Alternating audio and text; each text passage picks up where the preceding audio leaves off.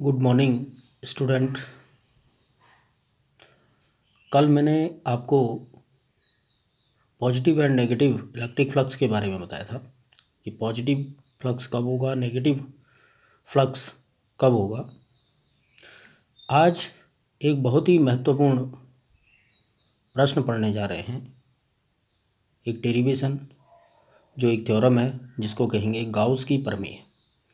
बार बार आपकी परीक्षा में, बोर्ड एग्जामिनेशन में, अर्धवार्षिक परीक्षा, प्री बोर्ड में जो है वो पूछी जाती है।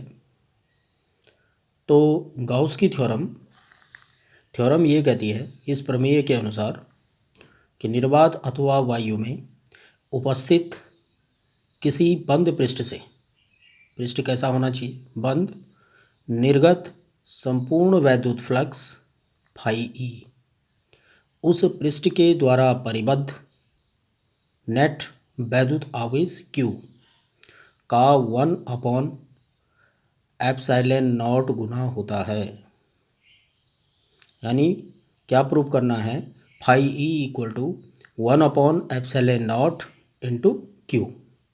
मैथमेटिकली रूप से इसको किस प्रकार लिखा जाएगा, phi E equal to close integration S का मतलब क्या हो गया कि जो ये पृष्ठ है इसका सरफेस, ठीक है। तो क्लोज इंटीग्रेशन एस, बंद पृष्ठ है उसके लिए इंटीग्रेशन क्लोज का ये साइन है, E into D S equal to Q upon ε0, ठीक है। अब इसका प्रूफ क्या है ये देखना है। ये कोई हमारे पास बंद पृष्ठ है S और इस बंद पृष्ठ पर हमारे पास कोई पॉइंट है P जिसकी बिंदु O से जो दूरी है वो है R। P से O तक की दूरी क्या है, R। बिंदु O पर प्लस Q आवेश रखा गया है, ठीक है। तो जब बिंदु O पर प्लस Q आवेश रखा गया है तो इस P के कारण जो Q आवेश रखा गया है, तो उस स्थिति में Q आवेश के कारण जो बिंदु P पर उत्पन्न वैद्युत क्षेत्र की तीव्रता है वो क्या है, E। और ये ds जिसको हम क्या कहते हैं, लघुखंड क्षेत्रफल अवयव, ठीक है। तो इस ds का बिंदु P के परितः ये अवयव है ना, जिसका क्षेत्रफल जो सदिश है वो क्या है, वेक्टर ds है, जिसकी दिशा लंबवत कहाँ की ओर, बाहर की ओर। तो E और ds के बीच बनने वाला कोण कितना है, थीटा।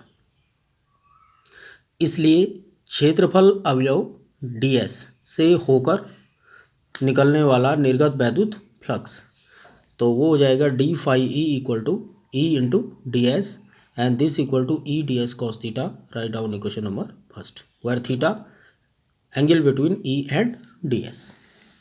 वी नाउ दैट, हम जानते हैं कि किसी बिंदु आवेश के कारण वैद्युत क्षेत्र की तीव्रता, उसका फॉर्मूला हो गया E equal to 1/4πε0 into Q upon R square, ठीक है।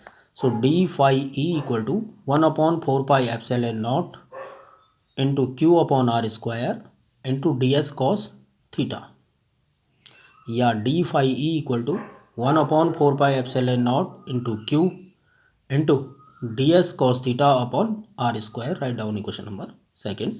But D S cos theta upon R square ये क्या है, क्षेत्रफल अवयव डी एस द्वारा बिंदु O पर अंतरित घनकोण, जिसको डी ओमेगा से व्यक्त कर रहे हैं, किससे, डी ओमेगा। इसलिए D phi E equal to Q upon 4πε0 into D omega, ठीक हो गया। अब संपूर्ण पृष्ठ S से बाहर जाने वाला निर्गत कुल वैद्युत फ्लक्स, तो संपूर्ण पृष्ठ के लिए निकालेंगे तो phi E equal to close integration S D phi E equal to close integration S into Q upon 4πε0 into D omega, और phi E equal to Q upon 4πε0 close integration S D omega. But close integration S D omega equal to संपूर्ण पृष्ठ S के द्वारा बिंदु O पर अंतरित घनकोण जिसका मान कितना होता है 4 पाई स्टेरेडियन। कितना होता है 4 पाई स्टेरेडियन। ये घनकोण का मान होता है संपूर्ण पृष्ठ S के द्वारा बिंदु O पर जो कोण अंतरित करता है उसको घनकोण कहते हैं, और वो क्या होता है स्टेरेडियन। कोण समतलीय कोण का मात्रक रेडियन और घनकोण का मात्रक स्टेरेडियन। ये दो पूरक मात्रक है ना सप्लीमेंट्री, ये 11th में हमने पढ़ा है।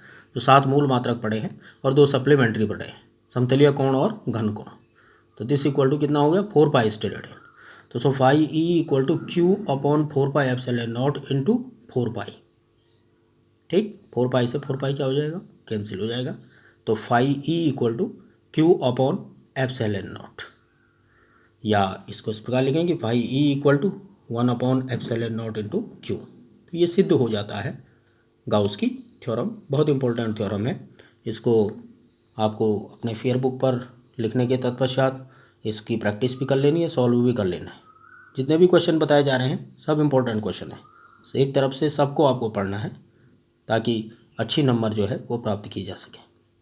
ठीक है, और एक सूचना फिर एक बार दोबारा से आपको दे रहा हूँ कि अभी कुछ भैया बहनों का जो है वो अप्रैल माह का शुल्क शेष है। तो जिन भैया बहनों का अप्रैल माह का शुल्क अभी शेष नहीं, शुल्क जमा नहीं हुआ है, वो तुरंत विद्यालय में आकर उस शुल्क को जो है वो जमा करवा दें। जिन भैया भाइयों का शुल्क जमा हो चुका है, आपकी रसीदें जो है वो कार्यालय में वहीं रखी हुई हैं। आप किसी भी दिवस पर आकर के, किसी भी दिन आकर के वहाँ अपनी रसीद को जो है वो प्राप्त कर सकते हैं। और इस माह आपको 2 महीने का शुल्क पड़ना है, मई प्लस जून का 2 माह का जो है वो शुल्क पड़ना है। तो वहीं पर रसीद भर करके आप उसको जमा करवा सकते हैं विद्यालय कार्यालय में। जिन भैया बहनों ने शुल्क जमा किया है उनकी रसीदें वहीं हैं। जिनका शेष रह गया है तो उनके ऊपर निरंतर जो है वो लोड पड़ेगा। इसलिए मेरा बार बार आग्रह है आपसे कि उसको भी साथ साथ जो है वो जमा कराते रहें और अपना ध्यान रखें। इस कोविड-19 में बहुत ही विकट परिस्थिति है। हर चीज़ का ध्यान रखते हुए अपनी पढ़ाई से लेकर अपने स्वास्थ्य से लेकर इस प्रकार से एक व्यवस्था को आपको बनाना है। तो एक बार पुनः आपसे निवेदन कर रहा हूँ कि जिनका शुल्क रह गया है अप्रैल माह का उसको शीघ्र जमा करा दें। जिन भैया बहनों का जमा हो चुका है अप्रैल का, मई और जून का रह गया है, तो वो विद्यालय आकर उसको जमा करवा सकते हैं, ऐसी अपेक्षा है। धन्यवाद।